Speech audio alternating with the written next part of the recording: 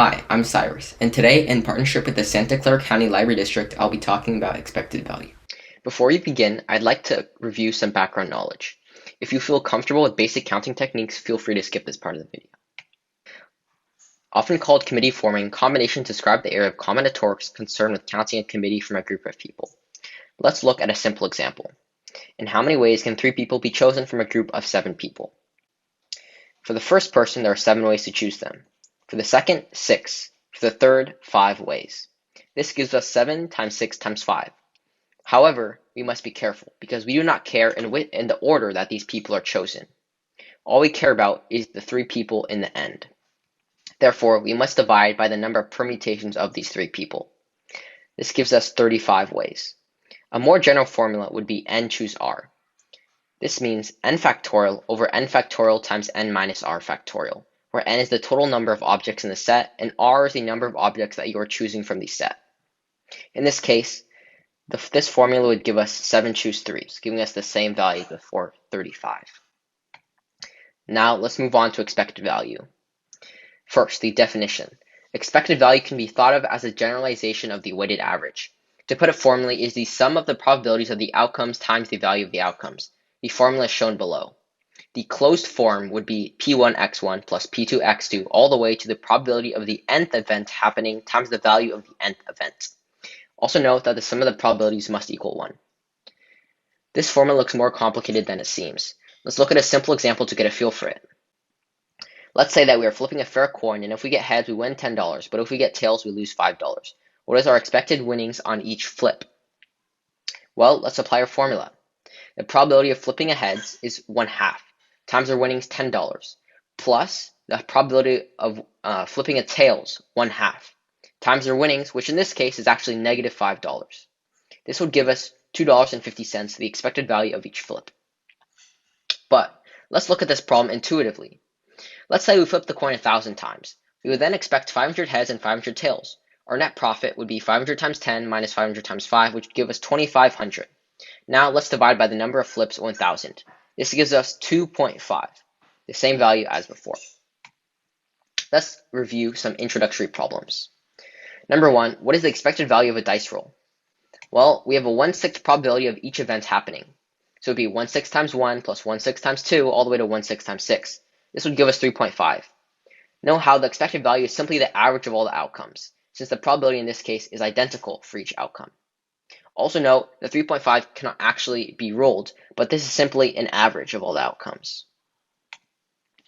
Next, a 6-sided dice is weighted so that the probability of any number being rolled is proportional to the value of the roll. What is the expected value of a roll of this weighted die? For example, the probability of rolling a 2 would be 2 times the probability of rolling a 1. So, let's represent the probability of rolling a 1 as P. The probability of rolling a 2 would be 2P. The probability of rolling a 3 would be 3P, all the way to 6P. If we add it up, this should equal 1. Solving, P is 1 over 21. Now, let's look at what this question is asking. The expected value of a roll of this weighted die. So, the probability of rolling a 1 is P times 1, plus the probability of rolling a 2, 2P, plus the probability of rolling a 6, 6P times 6.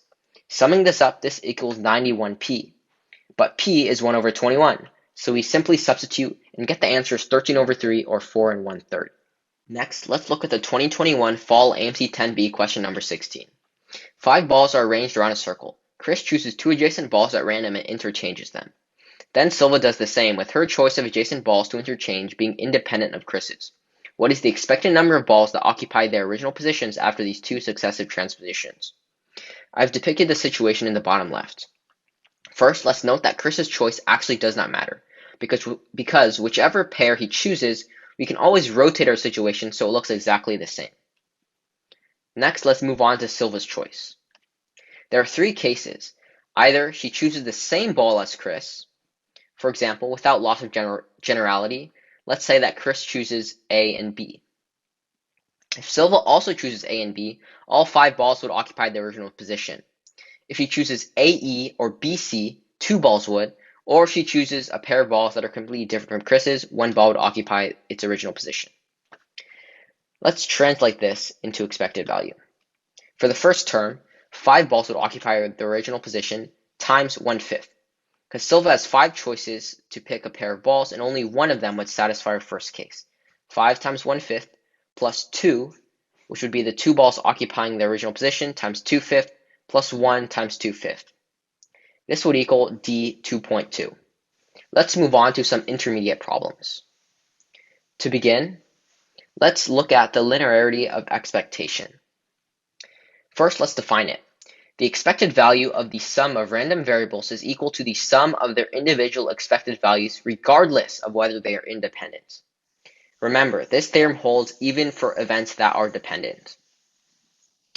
At the top, the formula is shown. The expected value of a1 plus a2 plus an would equal the sum of their individual expected values. Let's look at a very brief example. What is the expected value of the sum of 2 dice? Well, the expected value would just be the individual sum of the expected values of dice. And we already derived before that the sum of the expected value of the roll of a dice is 3.5. 3.5 plus 3.5 is 7. Next, let's look at problem number 13 from a mock Amy. In his spare time, Richard Royzik shuffles a standard deck of 52 playing cards. He then turns the cards up one by one from the top of the deck until the third ace appears. If the expected number of cards Richard will turn up is n over n, where m and n are relatively prime positive integers, find m plus n. First, let's visualize our situation. Imagine spreading the deck out. We would have A cards before the first ace, B cards before the second ace, C cards before the third ace, D cards before the fourth ace, and E cards after the last ace. A, B, C, D, and E can be any number from 0 to 48, and they obviously must sum to 48, because there are 52 cards in total. Now, we are only concerned about the third ace, though. We see that the expected value of the third ace would be the A cards before the first ace, plus the B cards before the second ace, plus C, plus 3, because we need to add the first ace, the second ace, and the third ace, which are 3 cards. Now we can apply our new theorem to get our answer to be the expected value of A plus the expected value of B plus the expected value of C plus 3. Note that A, B, and C, again, can be any number from 0 to 48. Now, let's try to evaluate that. The probability of any non-ace cards, let's say for simplicity the 4 of hearts, appearing in group A is 1 over 5, because there are 5 groups, and the probability is evenly distributed. So, since there are 48 non-ace cards, the result of the expected value of A is simply 48 times 1/5, which equals 48 over 5. This result is symmetric and produces the same result for the rest. Now, we can finally evaluate our expression. We get that it equals to 48 over 5 times 3 plus 3. Now we can see that m plus n equals 164, giving us our answer.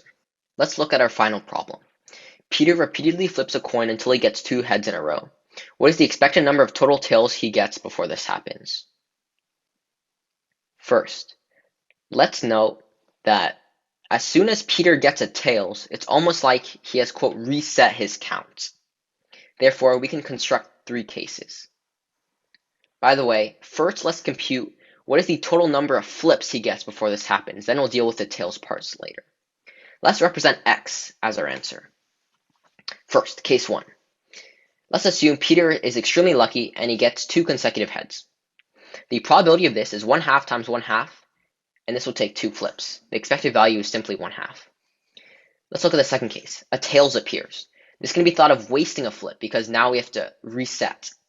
The expected value of flips to reach our goal is still x. Remember, x is the total number of flips he gets before he gets 2 in a row. So the probability of flipping a tails is 1/2 times x plus our 1 wasted flip. Case 3, we get heads on the first flip and tails on the second. Again, we have wasted 2 flips. We still expect x more flips, plus the 2 we just wasted.